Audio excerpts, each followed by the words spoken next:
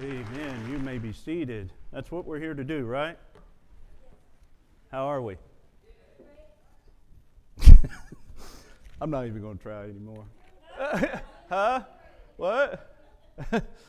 For those of you who are visiting, we kind of got a little thing going. They're not responding to me the way I would wish. I mean, when they greet everybody, they're just like, hey, how you doing, and all that stuff. And then when I say, how you doing, it's like, oh, okay. But I am glad you're here. I want to start out by wishing all you mothers a happy Mother's Day. All of you who are watching online, all of you who are here. I want to give a special shout out to my mother. She was going to be here today, but she lives in Logan County, and it was raining, when they would have made the trip up here. And listen, my mom's a saint. You know why that is? Anybody want to guess? Yeah.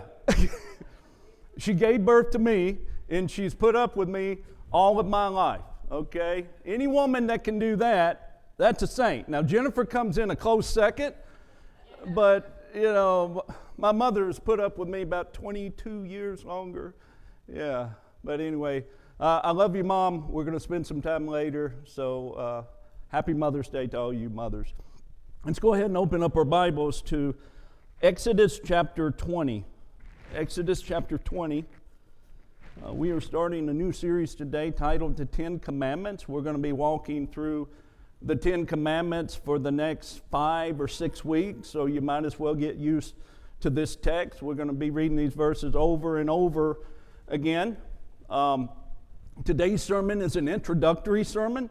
I wanted to try to get the introductory and commandment number 1 into one sermon, but when I wrote it out, it was about 50 minutes long, and I can't preach 50 minutes anymore. I just can't do that. So we're going to do, today's sermon is going to be about 25 minutes, and then next week we're going to cover all of commandment number 1, which is the one we break the most, right? Quick story before I get going. There's a Dairy Queen about a mile and a half from our house. Is that right, Jennifer? Yeah. Now, I used to have a PhD in Dairy Queen. Seriously. I mean, blizzards. All right? I love me some blizzards. And I would eat, back in the day, about 2 or 3 blizzards a week. Is that right? Yeah. And that was back when I could do it, right? I could eat those things and not get anything right here. But now it's about once a month, because those things have about 1,200 to 1,500 calories in one large blizzard. And of course, there's no use in getting a small one. That's just a waste of money, right? And so about 15 years ago, this was a long time ago, I drive to Dairy Queen. The drive-thru is shut down, so I have to go in. And so I go in, and there's this little, probably 17-year-old girl behind the counter, cute as she could be. And I say, she says, can I take your order? And I say, yeah, I would like a large Butterfinger Blizzard. And she looks at me and she says, Blizzard. And I'm like, okay. She probably didn't hear me, because you know how young people are. Their attention span's just not focused on the person right in front of them. And I said, I would like a large Butterfinger Blizzard. And again, she looked at me and she said, Blizzard, what is that? Now at this point, I'm just dumbfounded, right? I mean, how can you work at Dairy Queen and not know what a blizzard is? I mean, seriously. Because Dairy Queen, they're known for their blizzards. And I'm looking at this little girl, it's like, what's the matter with you? I mean, I wanted to say, if you will look behind you, there's a big menu there the size of a billboard on the side of the highway that says blizzards, right? How can you not know your own menu or the basics of your own menu? And listen, the way that I looked at that little girl with total amazement, because she didn't know the basics of her own menu, that's the way the world looks at us outside the church. That's the way the world outside looks at us in the church. Because they look at us and they sort of watch our lives, and even though they may not believe what we believe, they have some sense of what we say we believe, right? And they sort of watch us to see if we're going to live up to it. Yeah, in the same way that little girl could not know what a blizzard is, that's the same way the world looks at us, because we don't seem to ever measure up to the things that are in this Bible. I mean, we carry it around as if we read it, but I think the world sometimes wonder if we do, because we don't seem to know the basics. We don't even seem to know the basics of our own menu. We don't seem to know the basics of our own faith and what God requires of us, the least that God requires of us. So I want to bring us back to the basics, okay? And if we're talking about basics, then obviously we're talking about the Ten Commandments. That would be included, right? And so Exodus chapter 20, we're going to start in verse 1. Now this is going to be my preaching text for the next 4 or 5 weeks. And because it is, let me ask you, how many of you will make a commitment to memorize the Ten Commandments? Raise your hand. Yeah, some of you, yeah, that's pretty good. The rest of you are not even making eye contact with me, right? Yeah, so raise them again. Okay. Let me say this. There's more in these 17 verses than just the Ten Commandments, right? So that's why I asked you to raise your hand before you did it, okay? There's a little explanation in these 17 verses. So, I mean, that's what you got yourself into. You're memorizing these 17 verses, okay? But listen, we got 5-6 weeks to do this, all right? All right, I'm going to read from my phone because I can see it better. Okay. Verse 1. Then God gave the people all these instructions. I am the Lord your God who rescued you from the land of Egypt, the place of your slavery. You must not have any god but me. You must not make for yourself an idol of any kind or an image of anything in the heavens or on the earth or in the sea. You must not bow down to them or worship them, for I, the Lord your God, am a jealous God who will not tolerate your affection for any other gods. I lay the sins of the parents upon their children. The entire family is affected, even children in the 3rd and 4th generations of those who reject me. But I lavish unfailing love for 1,000 generations on those who love me and obey my commands. You must not misuse the name of the Lord your God. The Lord will not let you go unpunished if you misuse his name. Remember to observe the Sabbath day, keeping it holy. You have 6 days each week for your ordinary work, but the 7th day is a Sabbath day of rest, dedicated to the Lord your God. On that day, no one in your household may do any work. This includes you, your sons and daughters, your male and female servants, your livestock, and any foreigners living among you. For in 6 days the Lord made the heavens, the earth, the sea, and everything in them, but on the 7th day he rested. That is why the Lord blessed the Sabbath day and set it apart as holy. Honor your father and mother, then you will live a long, full life in the land the Lord your God has given you. You must not murder. You must not commit adultery. You must not steal. You must not testify falsely against your neighbor. You must not covet your neighbor's house. You must not covet your neighbor's wife, male or female servant, ox or donkey, or anything else that belongs to your neighbor. Okay, that's the 10. That's the 10. If you'll look at them closely, you'll notice that they're all relational. You know what I mean? Yeah, they're all relational. In other words, the only way to keep them and the only way to break them is in the context of relationships. They all have to do with your relationship with God and your relationship with each other. Now, if you'll also look at them closely, you'll notice what others have noticed over the years, that the 10 Commandments break down into 2 parts, or 2 tables traditionally called. The first table is the first 4 commandments, and they all pertain to a specific relationship. Which relationship is that? Yes, your relationship with God. Absolutely. The first 4 commandments govern your relationship with God. Now, the last 6 commandments, they're different in the sense that they govern your relationship with, other people. And so they're all relational. In other words, they all govern your relationship with God and others. The only way to keep them and the only way to break them is in relationship with God and other people. You'll also notice for the most part that these are very minimal expectations. You see that? Very, very minimal expectations.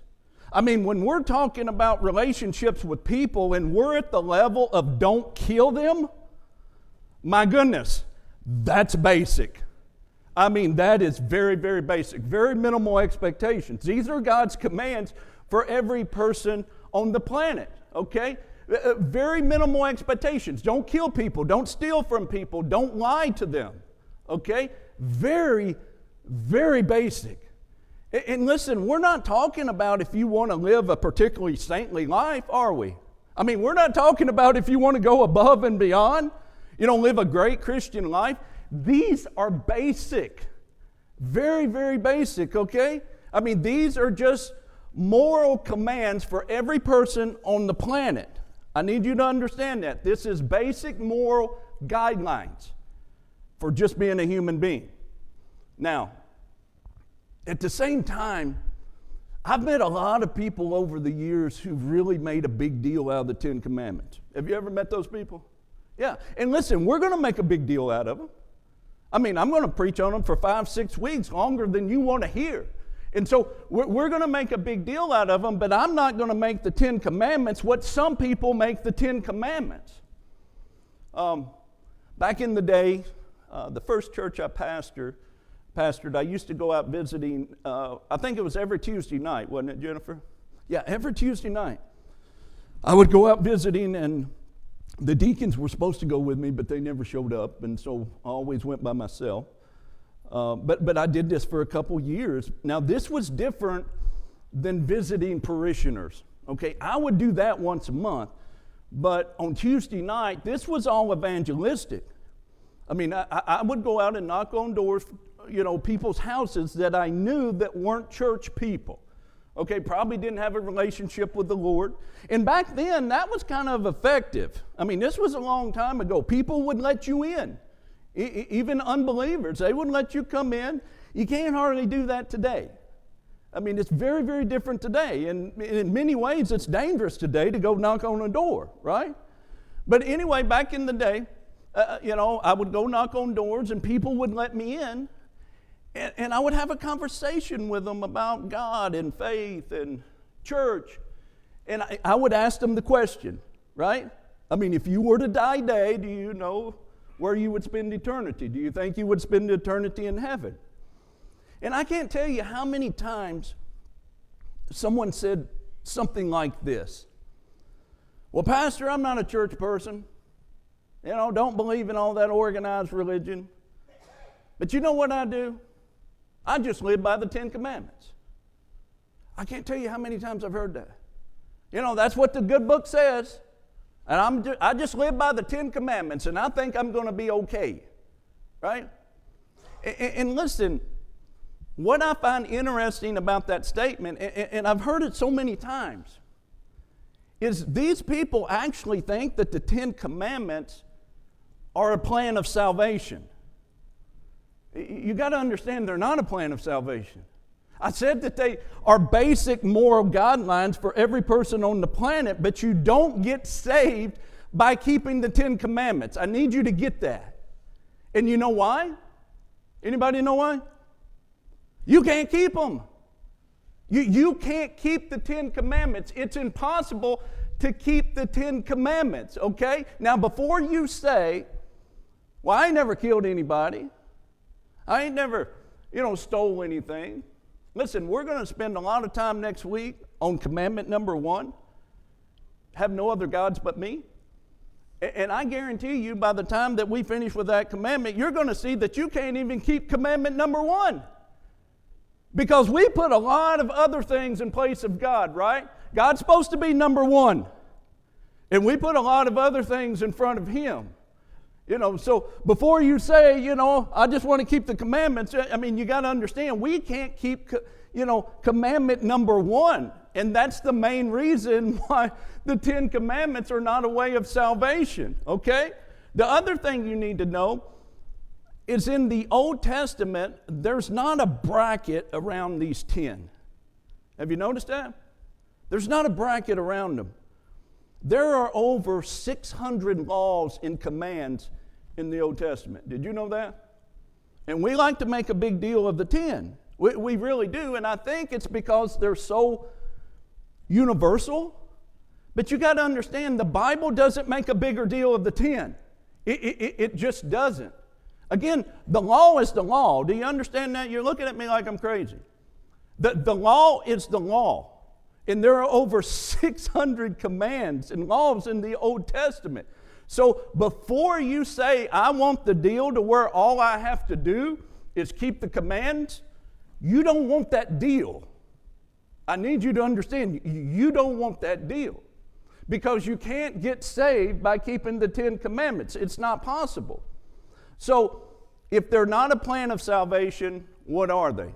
Well, look at verse 2. Verse 2. It says, I am the Lord your God, who rescued you from the land of Egypt, the place of your slavery. So, you got to understand what's going on is Moses is up on the mountain. You remember that? He went up there twice.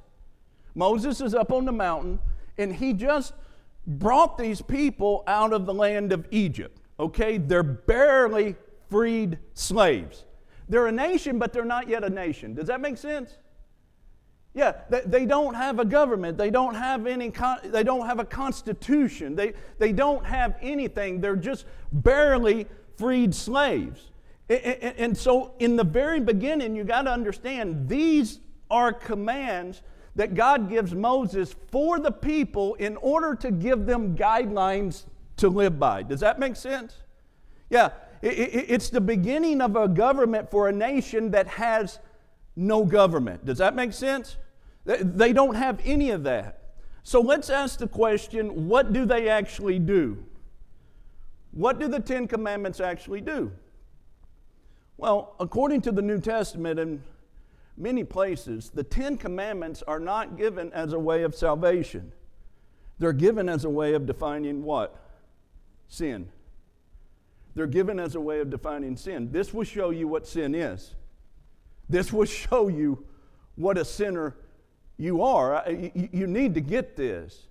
And so the 10 commandments are not going to show you how you can get saved. They're going to show you how you need to be saved. Does that make sense? This is really, really important. And so when people say, I just want to live by the commandments, you know what I say? Oh, let me watch you for a little while. Let me just watch you for a little while. Because again, you can't keep them. You can't keep them. Now, I need you to understand, these are God's standards. They really are. These are God's standards. But the fact of the matter is, we can't keep them, and God gave them to us to show us that we can't keep them, and in our can'tness, we're supposed to reach out to God in faith and say, I can't do it. You see, all God ever wanted from us is for us to depend on Him. You got to understand, the Jews, they mixed it all up. They made the 10 Commandments a religion. The 10 Commandments were never supposed to be a religion. What they did, they knew that they couldn't keep the 10 Commandments, and so what they did was they made the ones that they could keep into a religion. But you got to understand, that's not the way it works. They define sin, and so if they define sin, they're also going to show us how to be obedient. Does that make sense? If they show us what sin is, it's also going to show us how to obey. So in the Old Testament context, in moving forward, everyday obedience is a sign of belonging to God. Does that make sense? So this is not how you're going to get saved, but this is how people who are saved live. You got to get that. And you got to understand, this is why so many people outside the church look at us and wonder why we just don't keep all the things that we preach. They really do. You know, we love to stand back and judge the world for their sins, but we really never have any appetite of looking at our own sins and judging ourselves, do we? I'm serious. I mean, we really don't. And you got to understand, you really got to understand this. I believe this with all my heart. I think the world really wants to see us be obedient. Does that make sense? Because again, we spout all these things that are in this book and we say we believe them, but you know, we just don't never live up to them. And I think the world really wants to see that we just keep the things that we say. Another thing, next, what the Ten Commandments does is it's a way to show us how to love God and love other people, okay? The Ten Commandments show us how to love God and show us how to love other people. Now, I know someone could say, well, Pastor, I don't need any help with knowing how to love people. Love's in my nature. I just love everybody. I love my neighbors. I love my mama. I love my grandkids. You know, I just love everybody. I don't need any help, you know, with love. We got to understand, as humans, we can't really trust ourselves, can we? Have you ever noticed that? We can't really trust ourselves, and so we need help. Let me give you an example. I remember a time when nobody wore seatbelts in cars. You remember that? Raise your hand. Yeah. Nobody wore seatbelts. It wasn't a law, was it? Yeah. It didn't have them. And listen, they did pass a law first that said that cars had to have seatbelts. You remember that? That cars had to have them. I remember that. But nobody wore them. What did we do with them? Yeah. We stuck them in the middle, that crack, right? Because we didn't want to sit on them, right? And so nobody wore seatbelts even when cars got them. I mean, only nerds wore seatbelts. Nobody wore seatbelts. Now, does that mean we were crazy? I mean, does that mean that we didn't love each other? Seriously. No. In fact, I guarantee you, when you were riding with your mama, right, and she hit the brakes, what'd she do? Boom, right? That's what she did. Seriously. That's exactly what she did. Because what? Because she loved you. She did. Mamas don't have to be taught that. It's just in them, right? I think once they get pregnant, that God just puts that in them to boom, right? Because she loves you. But let me ask you a question. What good would that do? No, I want you to think about it. If you're going down the road, you and your mama, and she hits a tree at 45 miles an hour, what's going to happen? You're going to go through the windshield, both of you. Absolutely. You know, she did that because she loved you. But it really wasn't going to do anything. Do you understand what I'm saying? We need things from God to show us how to love people better. Another thing, my dad used to have these old Ford station wagons. You remember those things? They wasn't old at the time, but you remember the station wagons that had wood on the side? Yeah. We used to had a big 460 engine in it. That thing got 5 miles to the gallon. The thing was 50 foot long. What did it have in the very back? In the very back of the station wagon, what did it have? You remember? It had this bench seat, and it was right up next to the back glass, and that back glass would come down. You know what we did? We rode back there, 4 or 5 of us. We were sticking our heads out the window just, on the highway. That's what we did. Now, does that mean our parents didn't love us? No. It didn't mean that at all. Another thing, I was born on Hospital Hill, the old hospital in Bowling Green. Okay, when Mom and Daddy brought me home, do you think the hospital came out and checked their car to see it had a government-approved, child seat? Do you think that? No, they just threw me in the car and I was rolling around all the way home. I mean, that's what we did. Seriously. I mean, I'm serious. For you young people, that's what we did, right? I mean, that's the way it was. Nowadays, you can't have a baby and leave the hospital until they come out and check, right? Did you know that? Absolutely. Now, does that mean that our mom and daddy didn't love us? Does that mean that we didn't love other people? No. But what I'm saying is, we need some guidelines. We need some laws to help us love each other better. And that's one of the things that the Ten Commandments do, okay? The Ten Commandments just kind of draw these lines. They're basic guidelines, but I really need you to understand they're not a plan of salvation. They're not a way of salvation. Quick story. I grew up Southern Baptist. Anybody else? Southern Baptist? Okay. Yeah. You go into every small Southern Baptist church, and what's hanging on the wall? What's hanging on the wall? Ten Commandments, right? I mean, they're huge, huge. The first church I pastored, it was a small Southern Baptist church. It was a good church. We were about this size, but we grew up to about 75, 80 people or something like that. I was a young pastor.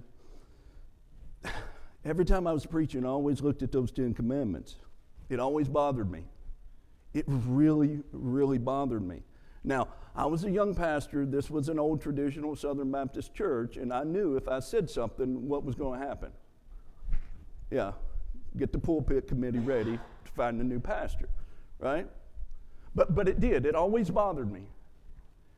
And the reason it bothered me is because I knew I couldn't keep them. I can't keep them. And also, if an unbeliever comes in off the street and they look at those 10 Commandments, they're gonna think that is a way of salvation, aren't they?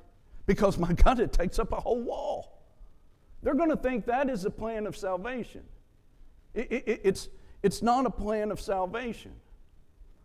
I forgot how many years I stayed there, but what I decided that I was going to do, I didn't get to do it, is I was going to leave the 10 Commandments, but right next to them, I was going to put a cross and resurrection. Right next to it. Because you can't have the 10 Commandments standing alone without the cross and the resurrection by it. Because the 10 Commandments show you can't. But the cross and resurrection shows us that Jesus did. Does that make sense? Okay, next week we're going to talk about commandment number 1, and it's going to be a doozy because we can't keep that one. Let's pray together.